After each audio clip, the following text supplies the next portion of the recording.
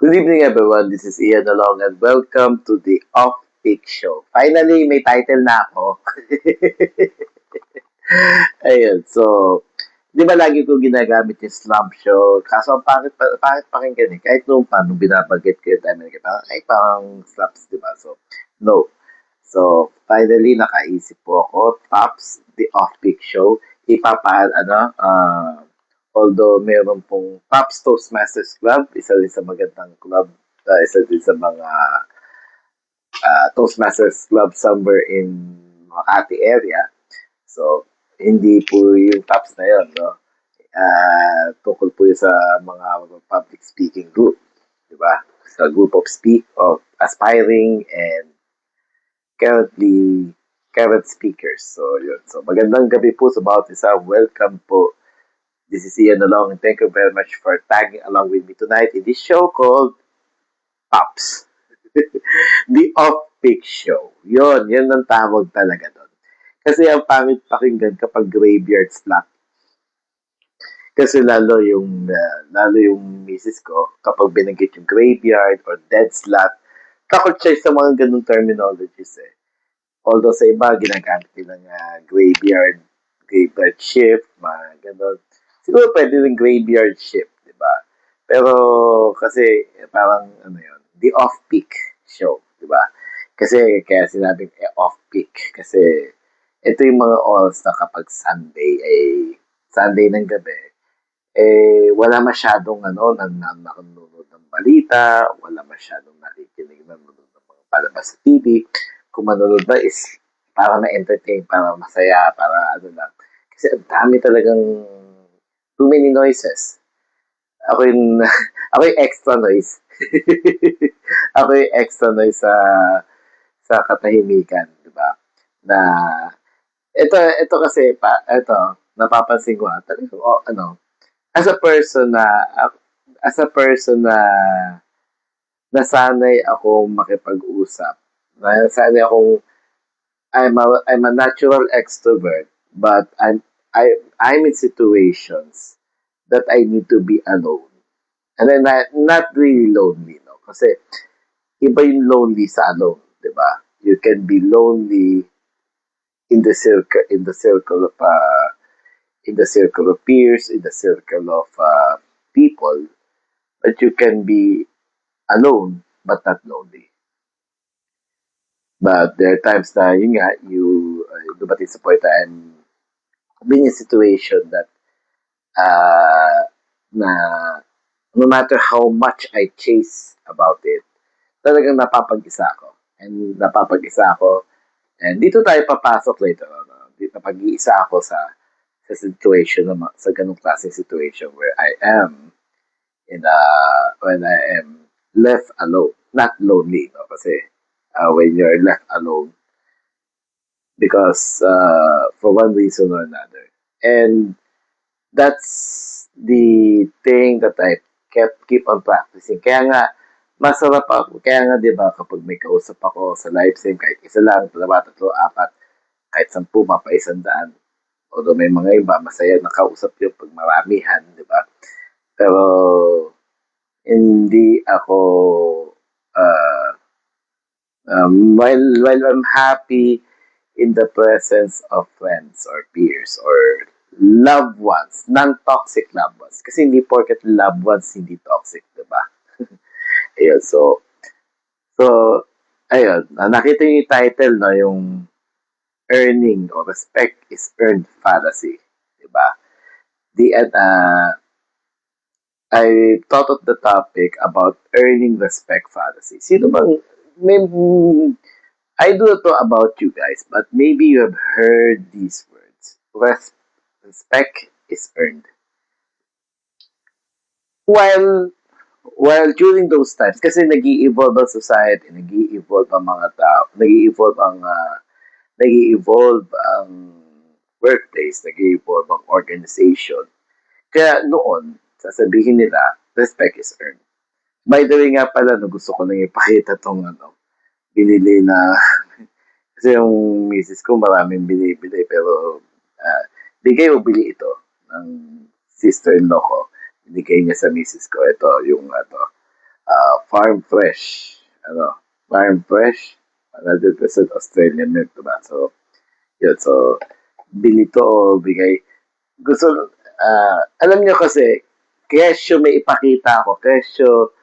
Kesyo, I behave in the best possible, acceptable societal behavior. Kapag people are really, it's already fixed their mind that you are full of yourself, then you are full of your, wala kang magagawa doon. It's only supernatural that such individuals would change their minds. And I am not in the business of changing their minds. I'm in the business of the people who will accept me for who I am and tell you, what's my take. So, eto. Di ba kayang isagot yun ng one sentence eh? Bilib ako sa mga kayang sumagot ng one sentence. Kasi alam nyo, the last time I did it, mga katagalog, the last time I did it, matindi yung mga ginawa sa akin.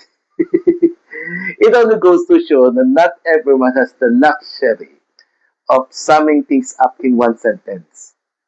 One sentence. Because if everyone has that kind of luxury, mag one sentence ka dyan, hindi ko alam kung either hindi maganda gawin sa'yo or ma-cancel ka uh, or hindi ka kausapin ng isang linggo ng mga nagsasabing mahal mo siya sa buhay. Yung mga ganun bagay. Hindi, ano yun eh.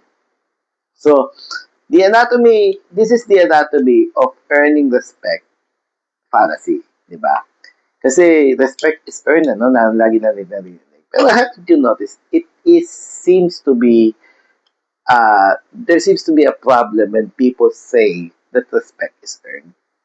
Kasi in the first place, mga katagalog, in the first place, hello, Evangeline Pascual, the Evangeline Pascual, welcome po sa aking Pops o tinatawag na The Off-Peak Show. Siguro uh, Vanji na alam ni Vanji what does off-peak means when it comes to shows, di ba? Na yung mga ganitong oras pag Sunday night nagsasara ang radio station the last time the last time nung sa DCMM kasi, naalala ko pa si Jimmy Licauco. After ni Jimmy Licauco, pagkatapos nun, si, si Vic Jose, or pero wala na. Kumbaga, pag ganito Sunday, wala nang AM radio. Kaya doon ko nakuha yung off-peak na tinatawag. Yung mga oras na ungodly hours. Kasi pag weeknights, marami yan. Si Papa Jackson, yung mga era ko yun. Yeah, so, when it comes to earning respect, you don't have to earn other people's respect, but instead, you respect them initially. People must have initial respect towards everyone, from the lowest of the low until the highest position in the land. Kumbaga, pag nakakita ka ng tao, the fact that you cross paths with a stranger and respect their space, like, hindi mo sila nababangga, hindi kayo nagkakabanggaan, it only goes to show that you don't have to earn respect of others. You just need to be respectful. Not earn it. Not earn it. Maybe during the era back then, kaya ganun ang thinking kasi nag evolve ang tao when it comes to organizational behavior. When it comes to societal and organizational behavior, people are molding ways on how to deal with respect. The word respect. They're still molding, they're still evolving on how they mold respect. Hence, back then, I'm thinking, I should earn other people's respect. That's why when you read materials and articles about I won my seniors' respect, I won their hearts, I won their respect, uh, they're coming from a good place. I believe that they are coming from a good place simply because those were the times. But as we are evolving, as we are progressing nowadays, the respect is becoming a fallacy. Earning respect is becoming a fallacy. Why? Because you don't have to earn other people's respect.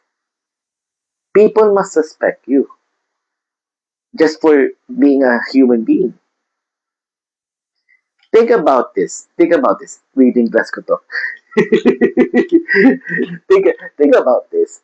The last time you cross path with a beggar or with a mendicants or beggars, or the last time you cross path with people of uh, lower financial estate, uh, you just cross path with them and even respect their space. And actually, you even respect. We even respect drunk people. Vanji, I know you maybe have been to Japan. In Japan, especially Shinjuku, it is the first time that I saw that people in executive attire, they're drunk, like dead drunk. They are they're sleeping on the floor with their suits on. Ah, diba? And they are like that. And yet, people just pass by them, respecting their space, even if even if that's not their actual space. It's a floor, it's a street, it's a sidewalk. For goodness sake, it's a sidewalk. It's a sidewalk, and they are because they're drunk with their suits on. That's how they get drunk in Japan, especially particularly Shinjuku, because we stayed. My wife and I stayed. Uh, what they call it 7 years ago when we went to Tokyo.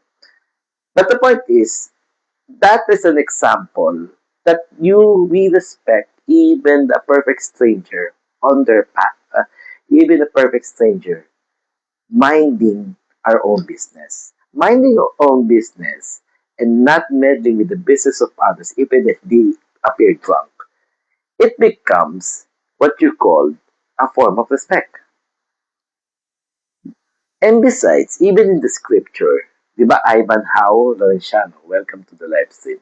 And besides, even in the scripture, you don't wait to be respected. You just give the respect right away. You give the respect right away. And, di ba, you give the respect right away. As a Christian, you don't do that. Ano, na, kailangan i-earn muna. That's why nowadays it's fallacious to say it's a fallacy when somebody say that you need to earn their respect. Diba? Kasi hindi mo kailangan, you don't need it. Kasi nowadays when people mention this, when people mention this, they usually, uh, the standard is this, you earn, what you need to earn is trust, credibility, and admiration. Yun ang dapat mong i-earn. Like Banji, Evangeline Pascual, she earned my admiration. She earned my admiration when she was, not because she is a celebrity per se, she's a celebrity in her own right, but of because she respected the contest. When she was a division director, and I spill it, Banji. Uh, when she was a division director, she respected the sanctity of the contest of the area. She just let the chair people do their business when it comes to speech contests. So that's how ayan na Banji, sinabi ko din. That's how she earned my admiration. You saw what I did. You saw what I did, mga katagalog. She did earn my respect because I'm generally respectful to anyone, and Panji knows that. I'm generally respectful to everyone, but she earned my admiration. About how she graciously respected the the the performance, diba? The performance of the area directors, diba? The performance, and even the Governor Patrick Asanza when he was the division director. In his case, he earned my admiration as well. He earned my admiration because when he was the division director, he let the area directors work as long as it is finished. As long as it is finished, it is done. As long as I have seen that you have the contest, that's it. And then when they say, what is amiss? Ano yung kulang? Diba? Sinasabi namin right away. That's why we admire, ako personally, I admire Governor Patrick Asanza of Catanduanes because when he was the division director, he was the division director. He let us be, and what I admire him also is he distributed the, like for example, all the mentorships, all the mentorship, ano, club coach, mentorship advisor, all of those things. He distributed it among the area directors because for him, he wants that after our term, all of us will become distinguished Toastmaster, and that's how he earned my admiration. Eto pa, eto pa, trust, yung tiwala, yun, trust is earned. Hindi respect. Because respect, you need to give it right away. Or else you will become a rude person. Trust is earned. You need to, especially in terms of money, trust is earned. Especially in relationships, trust is earned. Eto nga lang, no, may napanood daw. Ano nga bang palabas yun, Imagine, ano, sa Netflix, yung kay Janine Gutierrez. Ikaw mag-type ka, amin, nanonood ka eh. so, so, yung tinatawag na, ano, I forget that, loyalty check, parang ganun. Loyalty something, sa Netflix, or hindi sa Netflix, sa Prime, Amazon Prime yata yun. Uh, yung kay Jenny Gutierrez and Jericho Rosales. Na, yeah, Benji Magsakay, welcome to my live stream. So, yun. Katulad nun, yung loyalty test na yun, yung test of loyalty, imagine that. No? Parang tinesting ka. Hindi maganda yun. Hi Raul! Good evening, good evening. Welcome to my live stream. Again, respect is not earned. You need to be respectful right away. Oh, di ba? Yung, balik tayo doon sa trust, no? Biro mo, wala sa sobrang tindi ng duda sa asawa. Nag-hire ng magpa-flirt. Ano ba yun? Ba? May ganun pala, no? The fact na pinakita sa fiction yon, it means part of it happened in real life. Imagine that, no? Imagine, sa sobrang hindi tiwala sa'yo, nag-hire na magpa-flirt sa partner mo. Di ba? Grabe, no? Pero alam niyo, because trust is earned. You need to earn someone's trust. Ang masaklap nun, if you broke it, di ba? Hirap. No? No, enough said. No need to mention, di ba? Hirap, di ba? Yun. And credibility.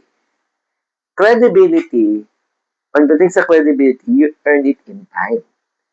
Yung consistency mo sa isang bagay, it earned your credibility. Yung, baba, may mga magagaling na performer. May mga, parang mga, ano ba, alam mo yung maganda performance today. Next week, hindi. Diba? Sobrang hindi. May mga iba naman, hindi nga maganda lagi ang performance, pero steady naman. Diba? Yun. It builds credibility. Nagkakaroon ka ng credibility. May mga kilala ko na loyalty test. Yun, sabi ni Ami. Yung palabas sa loyalty test kay Jericho Rosales and Janine Gutierrez. So, yun. Imagine, di ba? Di ba, yung lalaki, tetestingin ng babae. Meron silang app. Pero parang merong, tapos kikita sila, tetestingin. Sige, testingin na natin. Mag-hire ako ng kapwa ko, babae. Titingnan ko kung mahal talaga ako nito. Girls, ladies, pag yung gagawin yun, di ba? If a guy is disloyal to you, it will show. It will show, magpapakita yon. Or alam niyo, pagdating sa mga ganyan, di baling na-outsmart ka kaysa sa ikaw yung nang-outsmart. Eto di bale, eto, I'm not saying na I'm not favoring this. This is not for pampalubag, no? But it's just that mas maigi na yung naloko ka kaysa sa ikaw yung nanloloko. Di ba? Di ba din ang ikaw yung naloko kaysa sa ikaw yung nanloloko? You rather to be called stupid than rather to be called stupid than the one playing uh, playing the minds of other people.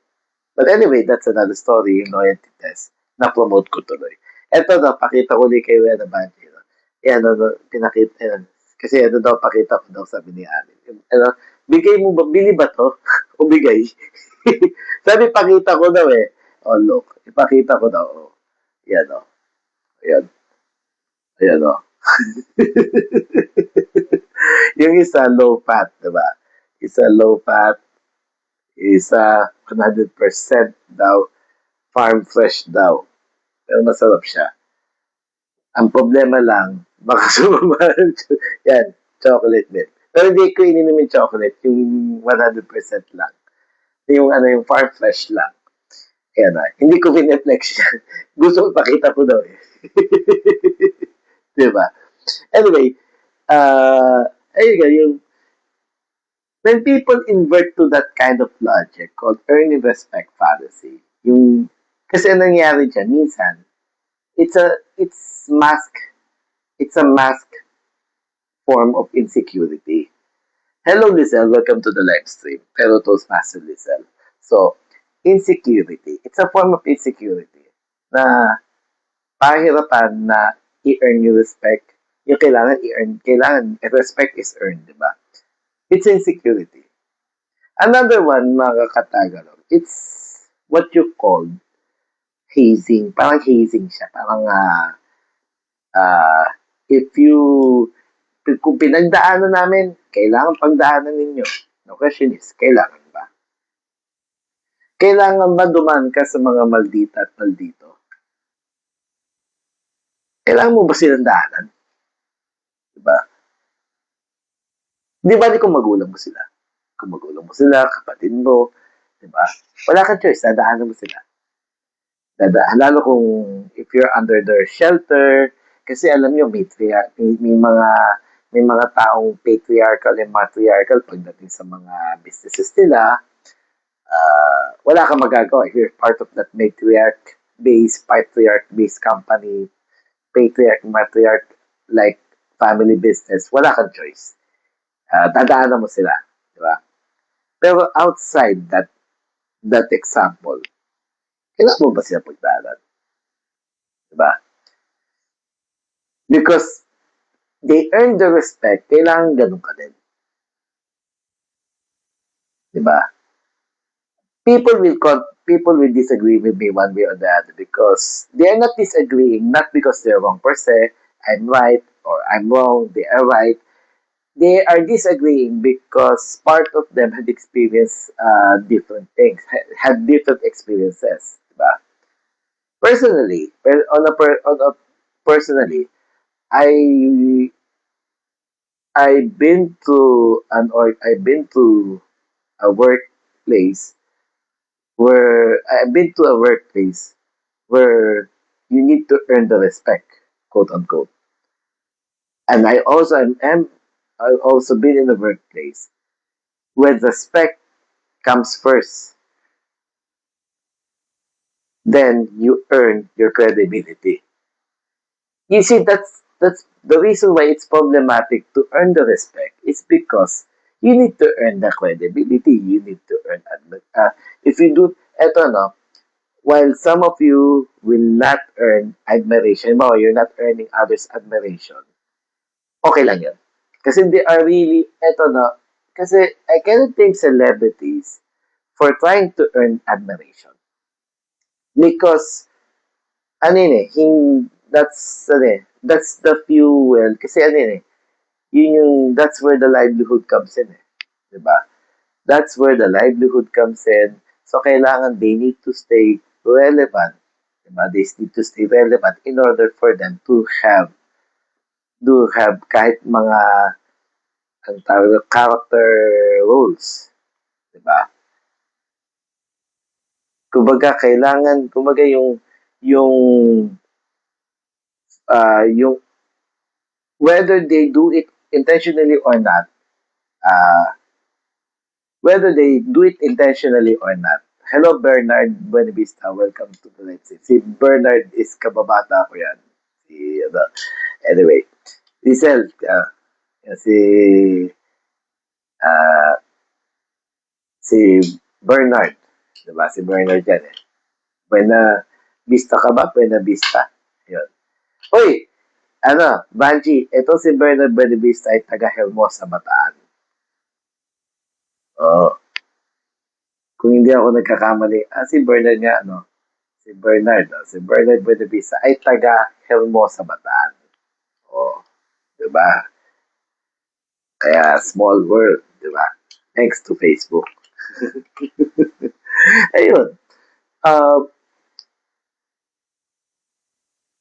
Eto nangyayari itong mga earning the respect. Mas nahihirapan, mas nagiging challenging to sa mga iba when you are in the second generation. You are already part of the second generation. Amongst founders, madali. Pero pag ikaw, halimbawa, anak ka ni ganito, anak ka ni successful businesswoman o businessman, anak ka ni politician, first year, tapos naka-encounter ka ng mga nakaabot sa first generation, sa founder, and the challenge is to earn the respect. Tapos, syempre, alam nila, pag second generation ka, sabik ka. Sabik kang i-earn.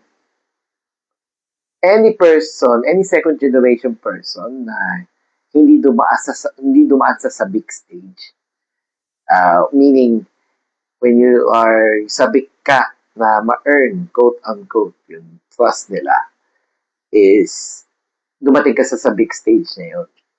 Alam nila yon. And this becomes parang napapadaan ka sa parang hazing na initiation na dumaan kami sa ganyan, pagdaanan mo. Diba? Yun nga, lahat ba kailangan pagdaanan? 2026 na, uy. Diba? Tapos, syempre, insecure, yun nga, the threat of a new next generation. Kasi, pag nasa second gen ka, this is one of the things that hindi sinasabi sa inyo kapag second generation ka. You're usually better than the first generation in so many things. Hindi nila maamin yun. Point taken. Sila yung naghirap. Yung mga founder first generation, sila yung naghirap, sila yung trilby, sila yung nagpagal physically, even emotionally. Pero, yung second generation, they are the better educated one, they are the better informed one, sometimes they are the nicer ones. Kasi sila hindi dumaan sana sa mga physical and mental hardships nung araw eh. Lalo ng mga 1960s, yung mga pinanganak ng 1950s pataas, diba? Mga ipinanganak ng 1950s pataas, nahirapan yung mga yan. Even yung mga sinasabing matandang yaman, mga old money, yung ba dyan nahirapan dyan? Liban kung ikay nag-hasyenda, lima ko ikay hasyendera. Pero yung iba dyan, naghihirap yung mentally. And the next generation, which is the millennials, or Gen X then the millennials, anong nangyari dyan? They got into technology, they have better opportunity to meet more people, kaya they learn more. Kasi, kumaga, sila yung mas nag-abroad, sila yung mas, kung hindi man nag-abroad, sila yung mas nakakausap ng iba pang tao. Nung araw, ewan ko sa Orani, no, Manji, no? Nung araw nung araw daw sa Silang, o even, ano, kapag hindi ka taga doon, di ba? Ah, yung mga iba, alam na alam, yung mga ibang matatanda, alam na alam kung hindi ka taga doon. Pero yung mga younger generation, sila naman yung alam kung taga saan yun. Alam ko niyo po, yung ibang matatanda, hindi alam nila kung hindi ka taga doon. Pero yung mga mas bata sa kanila, alam nila kung taga saan yun. Kasi pumunta sila doon. Di ba? Yun, so, kaya nga, marami silang advantages. And deep down, there's that level of insecurity to the older generations. Thus, they have the need to earn it. Hello, Mom Libiran. It's been a long time. It's been a long time, Mar, for that you are in. You have, I have seen you at least on that plane of existence. Ayun. Tapos ito pa, may mga tao kasi na yung mga taong naniniwala sa earn the trust. Yung mga taong ano yung pinapabayaan lang yung mga ganun. Na porket ano ka, porket yung may mga tao na ginagamit nila yung you should earn your trust fallacy. Tapos, may mga tao naman, they will enable it. Huwag na natin patulan. Huwag na natin patulan. Kasi ano na yan, tumatanda pa urong. Tumatanda pa urong. Huwag na natin patulan. Hayaan na natin. For the sake of peace. Eto, makakwento ko lang. May isang professional akong kilala na talagang ang ginamit ng term ng isang observer is that person is in the middle of almost all gulo sa mga group chats. Diba? Sa gulo, para mga argument, mga quarrels. Hindi ko masasabing argument, Toastmaster Mar. Hindi ko masasabing argument. Kasi argument, uh, you can argue your point without quarreling. Kasi when you say argument, you are raising a point, and the person is raising a point. They try to prove their own points as right. This letter A and letter B, they prove their own points that they are right, or at least they have solid basis. That's and then they disagree with each other. That is an argument. Now, if they shouted and all, that's quarrel. They start to name drop, to name calling, and that's quarrel. That's a difference. So, yun. That person is in the middle of those things. Parang the elephant in the room. But they will wonder why they're stuck. You know, the elephant in the room. There's so many elephants in the room. We're quite stuck, di ba? I'm quite stuck. Hello, Justin Zapata. Welcome to my live stream. I'm stuck. Di ba?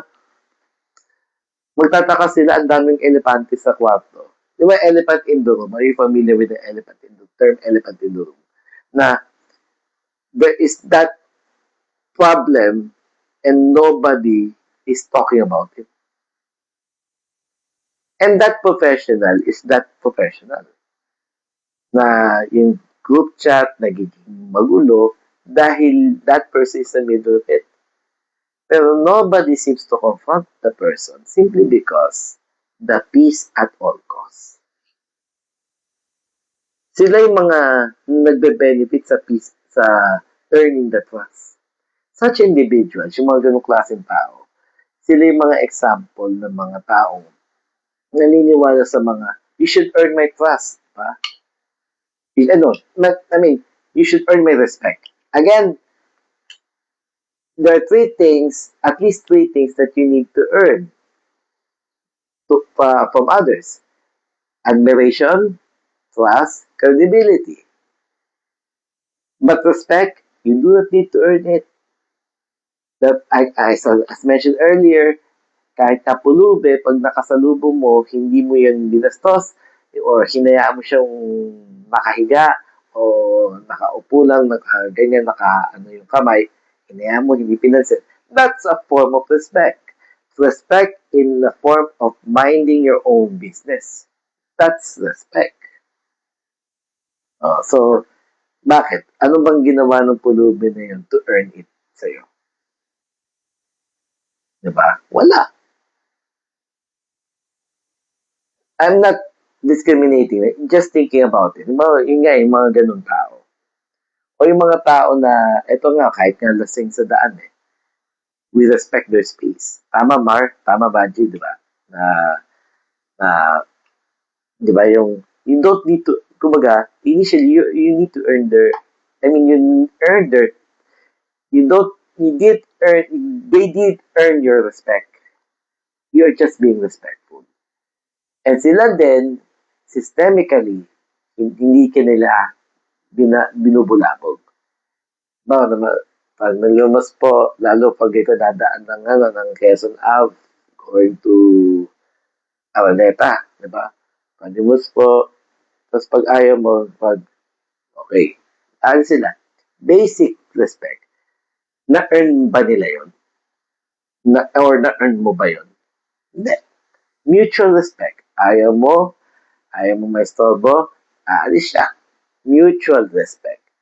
Did you earn it did both of you earn it two-way? Hindi. Nagkataon lang, both of you are respectful. That's why hindi siya in-earn.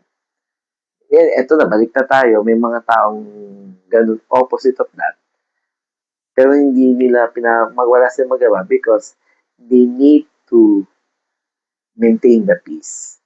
May mga taong ganun na yung mga tao, kailangan i-earn mo respeto ko. Ayun, bastos. Diba? Yun ang problema doon. Yun ang problema doon. Yung mga ganong klaseng tao, bastos, kasi they're rude because you need to earn their respect first. Ano ba yun, diba? Now, how will you deal with these people? Diba? How will you deal with such people who think that respect should be earned before they respect you? Una, you refuse the invitation. The invitation to be a pleaser. May mga tao kasi na kailangan mo i-earn the respect. Kalaunan, you become a male or people pleaser. Or men pleaser. Kasi sabi nung araw. People pleaser. You become a people pleaser at the process. What you need to do is to refuse the invitation. Refuse the invitation to please. Don't be a people pleaser. You respect the person because you are respectful. That's it. You respect the person because you are respectful. But if it is not enough, then sige. I will not earn it. Diba? I will not earn it. Rather, I will avoid you because I'm a respectful person. Or, if you are rude, diba? Siyempre, hindi na iwasan kapag boss mo ang ganun, diba? Anyway, refuse the invitation to please or to be a pleaser. Second one is to hold the mirror. Meaning, parang paulit mo sa kanya. Diba? May kilala ako na professional na doble ng halos doble siya, times 2 siya ng edad ko. Halos times 2 siya ng edad ko. Tapos, ang ginawa niya, what he did is, inumpisahan niya na mag-brainstorming daw. Tara, brainstorming tayo. Ako naman, syempre, sige, brainstorming. Pasok ako ng idea. Binanatan niya ako ng binanatan. Ito, Vanji, ito mga sinabi sa akin. Sabi niya, okay, pakita mo yung pagiging Toastmaster mo. show your Toastmaster prowess. Yun sinabi. And instead of saying that, ang sinabi ko po, you know what I said? Uh, with all due respect, we are, I thought we are having a brainstorming. I thought we are having a brainstorming, not a debate. Nagalit, ganyan, ganyan. Kulang na, sabihin niya sa Tagalog, yung utak mo nasa puwet. In English lang niya. Diba? Ganun katindi. Diba? And then, sabi ko lang, sinabi ko lang, nagpaalam na ako. Sige, out na ako sa group na to. Imagine, I still have the respect na magpaalam sa group. Yung iba, pag nagpapaalam sa group, lalo ka, siya, sige, naintindihan. Aba, ako, ilang araw, di ba? Bago siya pumayag. Ay, ito na. Sinabi niya, hirap kasi sa'yo, sheltered ka.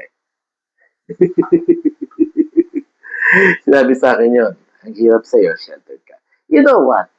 Yung mga ganong klaseng tao, kaya sila nagiging ganon. Kasi, those who have the influence to put a stop on such individuals, hindi ginawa. Kasi gusto nila ng peace of mind. Kasi even the Bible sabi, answer not a fool according to his folly. Even sa book of Proverbs, sabi kasi, answer not a fool according to his folly. So, syempre, for the sake of peace, hindi napapatulan. But at the process, such individuals were rewarded na, sige, kaya ko palang daanin sa edad ko. Kaya ko palang daanin sa edad ko, magpapaawa lang ako. Oh, that's it. And others, yun yung elephant in the room. Tapos magtataka sila, bakit magulo? Babalik tayo kasi people must not stop thinking that they should earn the respect of others. Because what you need to earn is their admiration, is your credibility, is their admiration, and also yung tiwala. Yun. Yun yung at least 3 na dapat mong i-earn. Bukod sa pera, of course, syempre, kailangan mo magtrabaho. No? Pero kapag nakuha mo yung credibility, admiration, and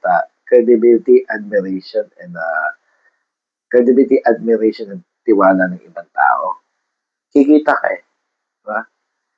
In fact, if you earn the trust of someone, sila minsan, hindi ka nga kumikita, pero marami kang alam. Kasi magkukwento sa'yo eh. Di ba, Vanji, no, sa mga showbiz writers? Siguro kayo, Vanji, meron po kayong friends na showbiz writers, no? Mga showbiz writers, showbiz columnists, di ba? May mga friends po kayo. And I believe na yung iba doon, friends nyo hanggang ngayon. Kasi katiwa-tiwala. Di ba? Hindi ba yung ganun? Ayun. Eto pa. Third one, una, refuse the invitation to be a pleaser. Second one is, ibalik mo sa kanila objectively. Yun nga, nagalit nga sa akin itong professional na to. Nagalit sa akin. Pero, although ako, a bit triggered, kaya lang, hanggang ngayon, yung mga kachokaran niya, hindi ganun. Din ako. But anyway, bahala sila, that's the story. So, yun. Then, the third one is keep your baseline clean. Diba? Tuloy pa rin yung respeto. Diba? Diba? Bawa, binastos ka. Respeto pa rin sa iba. Diba? Kasi you are a naturally respectful person. Consistent ka doon. Huwag mong babastusin ng bawa. Binastos ka nito. Sige. Pero yung mga katropa nun, hayaan mo lang. Huwag mong babastusin kasi hindi ka ganun. Ba? Hindi ka ganun. So that's it, mga katagalong. Una, refuse the invitation to be a people pleaser. Second, hold the mirror. Then third, keep your baseline clean. Meaning, keep your baseline clean, meaning maintain respect pa rin. Because you do not need to earn it because you're naturally respectful. And again, let's unlearn. Maybe unlearn the mindset that we need to earn others' respect. Instead, we need to work on being trusted, earn our credibility, and once it happened, good people will eventually admire you. So that's it. So mga katagalong, nagpaalam na si Banji, siguro mga 11 o'clock na yun. So that's it. Have a great week, everyone. Thanks for watching Pops, the Off-Peak Show. Mapapanood ninyo, mapapanood ninyo, depende. Pero usually, mga ganitong time slot, sometime between 9 o'clock or 10 o'clock. So that's it. So thank you very much, everyone. Thank you very much for tagging along with me. Good night, Fanji, Evangeline Pascual, Mar Libiran, Justin Zapanta, Bernard Buenavista, or nakalimutan ko na pinidumutong eh. Tapos Ivan Lorenciano, si Ami nasa taas. So, good night everyone. Keep safe and have a great week ahead. Thank you very much for tagging along